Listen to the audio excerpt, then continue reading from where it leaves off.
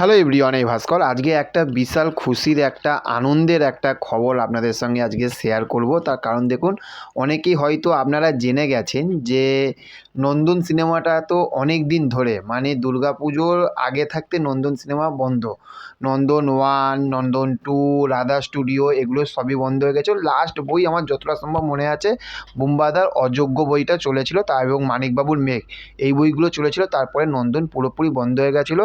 মানে আমাদের এখানকার যে বাংলা সিনেমাগুলো সেই সিনেমাগুলো চলেনি। প্রত্যেকটা ফেস্টিভ্যালে সেই সিনেমাগুলো চলেছিল। লাস্ট যে ফেস্টিভ্যালটা সেটা হচ্ছে ফ্রেঞ্চ ফেস্টিভ্যাল চলেছিল। তো আমরা সবাই ভেবেছিলাম যে নন্দন সিনেমাটি আর মনে হয় খুলবেই না সাধারণ বাংলা সিনেমাগুলোর জন্য, যেখানে দেবদা, জিদ্দার কথা ছেড়ে দিন, মিঠুন চক্রবর্তীর কথা ছেড়ে দিন, এদের তো সিনেমা তো নন্দনে টানে না। কিন্তু অনেক সিনেমা আছে যেগুলো নন্দনে টানলে কিন্তু ভালো কালেকশান নিয়ে আসে। এবং হচ্ছে যে আপনার হচ্ছে যে বোম্বাদার বই, কৌশিক গাঙ্গুলির বই, এই বইগুলো চলে। তো সেইখান থাকতে যে খুশির খবরটা সেইটা হচ্ছে যে আমি কালকে হঠাৎ বুক মাই শোটা খুললাম। খুলতেই আমি দেখতে পেলাম যে বিনোদিনী হল, একটা হল হাউসফুলের দিকে, মানে অলমোস্ট ফুল হয়ে গেছে। সার্চ করে আমি দেখলাম কী হল, দেখি তখন দেখি নন্দন। আমি তখন এটা দেখে বুঝতে পারলাম, তাহলে ভেবে দেখুন যে শুধু বিনোদিনী বই না, আরও অনেকগুলো বই চলছে। কিছু কিছু বই 30%, 20% বিনোদিনী, তো আর নন্দন টু তো পুরো হাউসফুলের দিকে আজকে। তাহলে ভেবে দেখুন যে নন্দন সিনেমাটা সত্যি বাংলা সিনেমার জন্য কতটা জরুরি, কতটা দরকার, যেটা আমাদের বাংলাতে আছে, আমাদের এখানে আছে যে সুবিধাটা, তাই না?